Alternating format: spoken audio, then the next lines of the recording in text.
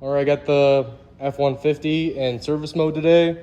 I have the radiator and the water pump taken off because about 3 weeks ago I was getting a intermittent squeak, and then the squeak got louder and louder, and finally I was able to diagnose that the water pump went bad. So I'll show you guys right here. It barely spins. I'm putting a lot of force here. It should spin freely. I was doing some research, and apparently these 5.0 Coyote Ford engines, they need a water pump about every 130. Like basically once you hit 130, the water pump's condemned. So I went to the dealership at Ford, and they wanted about $800 plus tax for the water pump and the radiator. I ended up getting these from Maxpeedingrods, and the quality seems to be pretty good. Bearing feels nice, and one of the upgrades I noticed is that it actually has a steel wheel versus the stock one is plastic. And when the bearing goes on these, I believe they make them out of plastic so it doesn't eat your cover up. So that's a little like a possible issue to watch out for in the future if this bearing goes bad, because it'll get some play inside and out. It can actually eat the metal in here if the bearing does get that bad. But I believe this was $53 or $59, and then I also got the radiator from them. I believe that was $150, $149, something like that, $149 or $159. But yeah, so I'm gonna chuck it back in and we're gonna see how it does.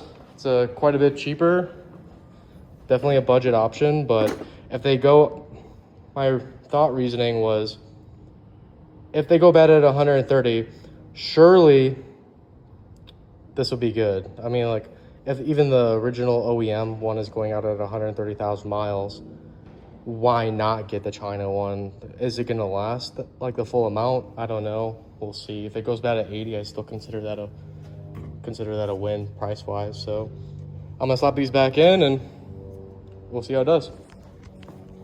All right, got the new water pump in. It was direct bolt in. This is the original water pump pulley. That was easy to install. I put the supplied O-ring for the block side in, and I put the new O-ring for the heater core in as well. I have the radiator installed, but if you do order one of these radiators, make sure you grab the isolators off the old one, as the new one does not come with new isolators. So I'm gonna chuck these in and button up the rest. All right, found another, minor issue, but the radiator that comes from Maxpeedingrods, it does not come with the hardware installed to bolt on the AC condenser. So you'll need to also remove your old ones. I believe there's 4 of them to install on the new radiator. So minor inconvenience, but still an inconvenience nonetheless. You would expect it to be a direct replacement, not need to swap over fittings and stuff, but it's pretty minor ones, pretty easy fix, so I'm not gonna gripe about it too much, but good to note at least. All right, we gotta put it back together, put some fresh Valvoline, 0x coolant in it, with no more water pump squeak. Everything seems to be working pretty good so far.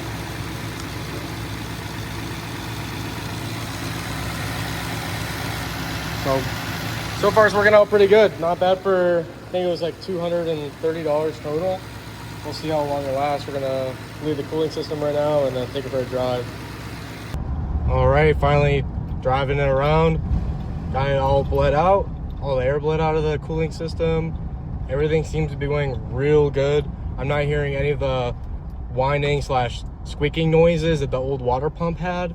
But after seeing that bearing, I don't even know how it was working at all. So I could see why if you start hearing the squeaking, you get about, I don't know, from what I've seen online, they say 2 weeks until the bearing just completely explodes and you get stranded in a tow truck. So yeah, overall, I'd say the Maxpeedingrods experience for the basically full cooling system besides lines, you can't beat the price. You really can't beat it. Now, it could explode or fail soon. It is pretty cheap, but I plan on doing a like 5,000 mile review maybe, or 10,000 mile, whatever it is, or if it fails really quickly, you know, I'll upload that as well. But so far, super good deal. Extremely pleased with it so far. I mean, it was all bolt up.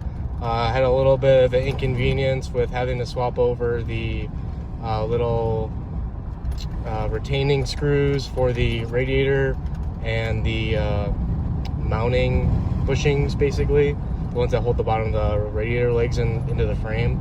But other than that, it's driving really good. Fixed all my water pump issues and cooling issues. So I mean, I would recommend it at this very moment, but we'll see how long it lasts. If it lasts as long as Motorcraft, that would be like extremely cool. But yeah, pretty good, decent budget option. I'll talk to you guys later.